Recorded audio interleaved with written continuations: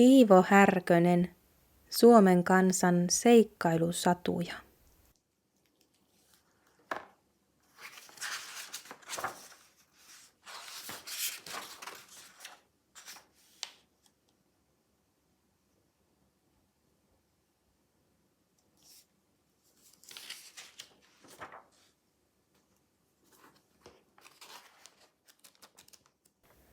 Hiiri morsiamena.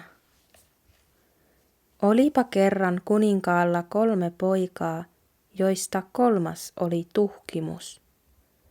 Kerran isä kutsuu kaikki pojat luokseen ja sanoo heille, te olette nyt kaikki aikamiehiä, ja sen tähden teidän kaikkien pitäisi jo saada itsellenne morsiamet.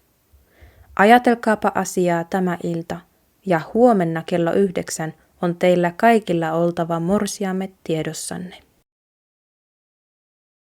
Se oli ankara määräys. Veljet kävivät asiaa miettimään. No, 2 heistä oli varsin helppoa saada morsiamet itselleen, he kun olivat komeita ja pitkiä poikia. Mutta 3. kun oli Tuhkimus, niin hänen oli paljon vaikeampi löytää morsianta. Hän tulikin hyvin surulliseksi ja veljet vielä pilkkasivat häntä. Suruissaan hän lähti illan suussa astuskelemaan metsätietä myöten ja mietti, mitä nyt tekisi. Hän tuli pieneen mökkiin metsätien varrella. Mökissä ei ollut ketään kotona. Pieni hiiri vain yksinään istua nökötti pöydän nenässä, kädet ristissä, huivi päässä. Terve tähänkin taloon. Terve, terve, mitäpä kuuluu, hiiri vastasi. No onpa tuokin tervehtiä, poika arveli ja istuutui murheellisena lavitsalle. Taitaa olla suru mieltä painamassa, hiiri virkkoi. No niinpä on. No millainen suru se on? Mimmoinen lienee? Kerro pois vain. Hän kertoi hiirelle surunsa. Kuultuaan sen hiiri sanoi reippaasti, ota minut morsiameksesi. Sinutko? Hiirenkö morsiamekseni? Poika kysyi hämmästyen.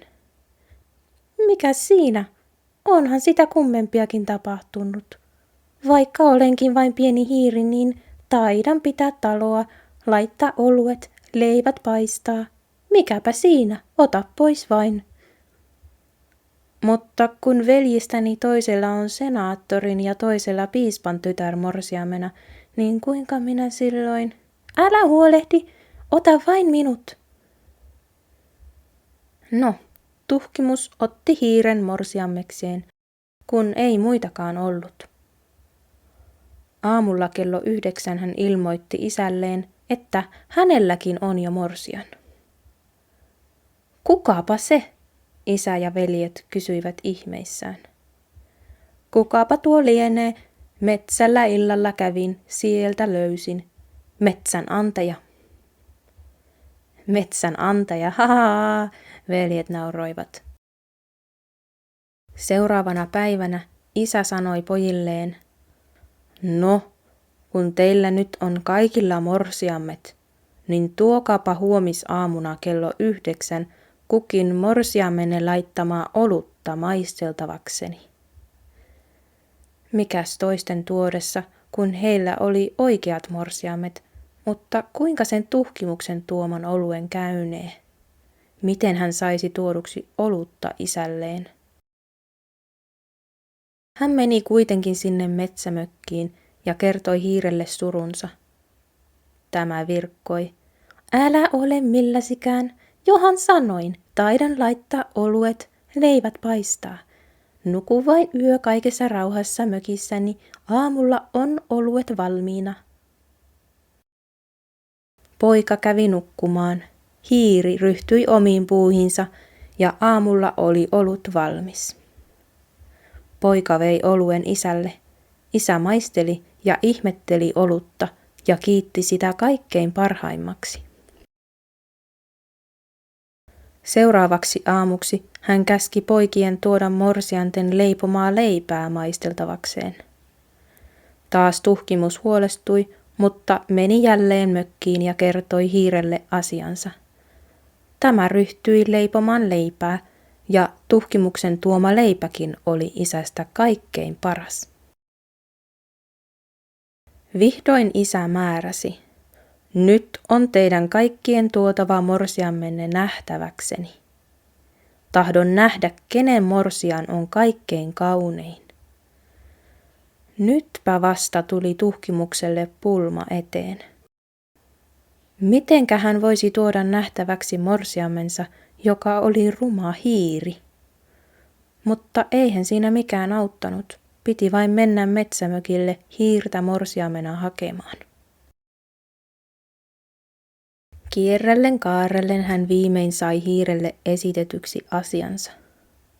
Kas tuota, kun minun pitäisi viedä morsiameni isäni nähtäväksi, mutta kuinka minä voin viedä, kun sinä olet...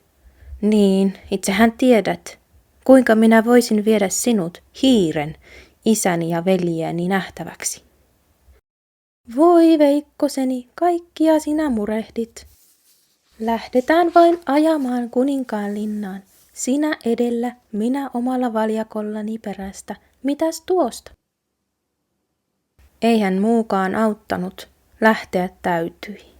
Tuhkimus edellä, pieni mitätön hiiri perässä, pienellä omituisella hiirivaljakolla. Ajettiin, tuli joki vastaan. Sattuipa siinä heitä vastaan joku mies. Kun tämä näki hiiren merkillisine valjakkoineen, räjähti hän kovaan ääneen nauramaan ja samalla potkaisi koko valjakon sillalta jokeen. Silloin tapahtui ihmeitä. Valjakko hiirineen katosi, mutta niiden sijaan kohosi 3 uljasta oritta, joiden perästä vierivät kullasta ja hopeasta välkkyvät vaunut, ja niissä istui nuori kaunis neitonen, punaisiin ja sinisiin puettuna, kruunu päässä. Tuhkimus ei ollut uskoa silmiään, mutta vaunujen perässä istuva neitonen sanoi hänelle: älä säikähdä, olen morsiammesi, se pieni hiiri. Olin noiduttuna pieneksi hiireksi, mutta minun piti morsiusmatkallani joutua sillalta jokeen. Silloin muuttuisin takaisin ihmiseksi. Nyt se on tapahtunut. Nyt olen taas kuninkaan tytär. Joko uskallat nyt näyttää minut morsiammenasi isällesi? Jo, suo anteeksi, Tuhkimus pyyteli morsiameltaan. Ja hänen noustuaan morsiamensa uljaisiin ajoneuvoihin lähdettiin riemuiten ajelemaan kohti kuninkaan linnaa. Ja Tuhkimuksen morsian oli kaikkein kaunein veljesten morsiamista. Ja pian vietettiin kuninkaan linnassa Tuhkimuksen ja kauniin kuninkaan tyttären häitä.